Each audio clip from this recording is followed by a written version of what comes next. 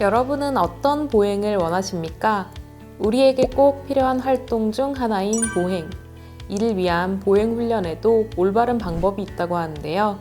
바른 보행 훈련 방법에 대해서 알려주실 경북대학교 병원 이양수 교수님 모셨습니다. 반갑습니다. 경북대학교 병원 재활의학과 이양수 교수입니다. 저는 지난 20년간 환자들이 더 잘 걸을 수 있는 방법을 연구해 왔습니다. 올바른 보행 훈련을 통해 건강한 삶의 길로 나아가는 방법을 알려드리겠습니다. 올바른 보행 훈련이 필요한 이유는 무엇인가요? 뇌졸중, 뇌손상 등의 질병으로 신체 일부가 마비돼 정상적인 보행이 힘든 분들께는 체계적인 보행 훈련이 필요합니다. 잘못된 훈련 방법은 비정상적인 보행으로 이어지기에 꼭 올바른 방법으로 훈련하셔야 합니다. 대표적인 보행 이상은 슬관절 과신전 보행입니다. 슬관절 과신전이란 무엇인가요? 보행 시 슬관절은 10도에서 20도 정도 굴곡된 상태에서 체중을 지탱하게 됩니다. 이를 통해 에너지 소모도 줄이고 충격도 줄입니다. 슬관절 과신전, 즉 무릎이 뒤로 빠진 상태에서 보행을 계속하게 되면 무릎 관절의 과신전이 더 악화될 뿐 아니라 마비된 팔다리가 더 뻣뻣해질 수 있습니다. 안타깝게도 많은 분들이 잘못된 보행 훈련을 하고 있습니다. 잘못된 보행 훈련으로 인한 부작용, 사례를 통해 알려주신다고 합니다. 64세 여성 뇌경색 환자입니다. 혼자서 걸을 수는 있었지만 걸을 때 발이 돌아가는 문제가 있던 분입니다. 계속 걸으면 좋아지리라 생각하고 걸었는데 발이 점차 더 심하게 돌아가서 경북대학교 병원을 찾으셨습니다. 저는 즉시 보행을 중단하고 발목을 정상적인 방법으로 들어 올리는 훈련을 하도록 하였습니다. 훈련 3달 후에는 발이 돌아가는 것이 없어졌고 큰 불편 없이 걸을 수 있게 되셨습니다. 63세 여성 뇌경색 환자입니다. 경북대학교 병원을 퇴원하실 때도 마비 때문에 걸을 수 없는 분이었습니다.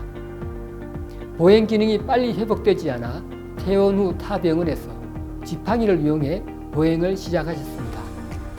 그러나 지팡이를 사용해서 걸으면서 몸이 한쪽으로 점점 더 기울어지게 되어 현재는 지팡이 없이 걷는 보행 훈련을 다시 하고 계십니다. 이처럼 잘못된 보행 훈련은 비정상 보행을 초래할 뿐 아니라 보행 이상을 더 심해지게 합니다. 많은 분들이 잘못된 방법으로 보행 훈련을 하고 있습니다. 잘못된 보행 훈련을 예로 든다면 무엇인가요? 예를 들자면 지팡이를 이용한 보행, 손에 의지하여 평행봉에서 걷기, 계단 오르내리기입니다. 안타깝게도 이는 올바른 보행 훈련법이 아닙니다. 그 이유를 계단을 이용한 보행 훈련을 통해 설명하겠습니다. 계단을 이용하여 보행 훈련을 하시는 분들은 대부분 이렇게 난간을 잡은 채 계단을 오르고 내리게 됩니다. 이렇게 난간이나 평행봉을 잡고 걷거나 지팡이를 이용하여 걷다 보면 손에 의지하는 습관이 생기고 손을 사용하지 않고는 보행 훈련이 어려워집니다. 손을 사용한 보행, 손에 의지하는 보행이 위험하군요. 그 이유가 궁금합니다. 이는 특히 뇌졸중, 뇌손상, 척추 손상에서 더 문제가 됩니다. 이런 병을 앓게 되면 마비가 생기는데 마비가 생기면 근력이 약해질 뿐 아니라 근육이 마음대로 움직여지지 않습니다.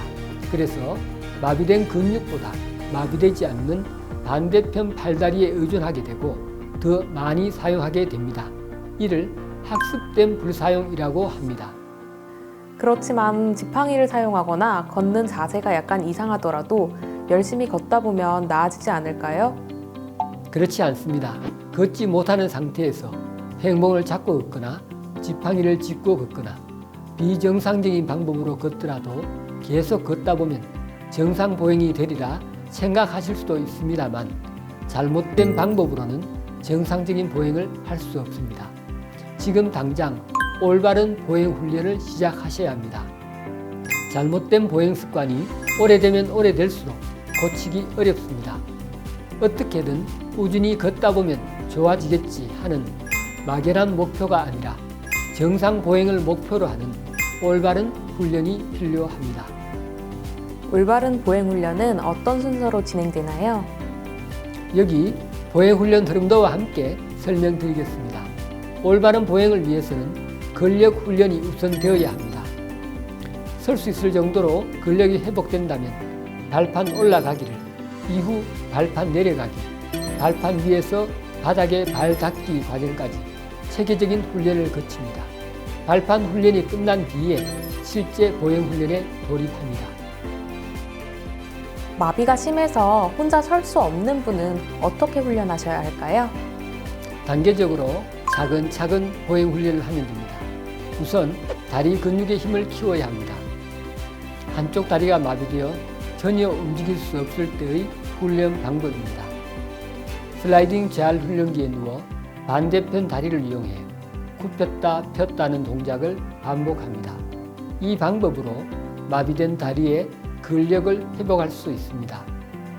마비된 다리의 힘이 돌아오면 마비된 다리만으로 훈련합니다. 점차 다리 힘이 좋아지면 슬라이딩 재활 훈련기의 각도를 조금씩 높입니다. 서서 마비된 다리로 체중을 지탱할 수 있을 정도로 근력이 회복되었다면 발판 훈련으로 넘어갑니다. 발판을 올라가는 동작으로 시작해 이 동작이 익숙해지면 발판 내려가기 동작을 연습합니다. 발판 내려가기 동작을 잘 할 수 있게 되면 발판 위에서 마비된 다리로 체중을 지탱하면서 반대편 발로 바닥에 발 닿기를 연습합니다. 이때 발판을 딛고 있는 발 뒤꿈치는 계속 발판에 닿아 있어야 합니다. 쉽지 않은 동작인 것 같습니다. 마비가 있는 환자에게는 너무 어렵지 않을까요? 각 동작을 처음 시작할 땐 벽을 짚고 연습할 수도 있습니다. 손으로 벽을 짚지 않고도 동작을 수월하게 해낼 수 있을 때 다음 동작으로 넘어갑니다. 발판 훈련을 마쳤다면 실제 보행 훈련을 진행해도 좋습니다. 체계적인 단계별 훈련으로 이제 손에 의존하지 않고도 보행할 수 있습니다. 지팡이를 짚고라도 걷고 싶다고 하는 분도 많이 계십니다. 어떻게 생각하십니까? 정상적인 보행을 하게 될 가능성이 낮다고 생각하거나 빨리 걷고 싶은 분들이 지팡이를 찾습니다. 나이도 많고 몸이 잘 움직이지 않아서 걷다가 넘어질까 걱정돼서 지팡이를 짚고라도 걸을 수 있으면 좋겠다고 말씀하시죠. 하지만 지금 지팡이에 의존하게 되면 지팡이 없이는 걸을 수 없게 됩니다. 훈련을 통해 근력, 균형 능력을 늘리는 것이 안전하게 보행할 수 있는 근본적인 해결책입니다. 보행 훈련을 시작할 때 어떤 보행을 목표로 해야 할까요? 보행 훈련 초기에는 지팡이 없이 걷는 정상적인 형태의 보행을 목표로 해야 합니다.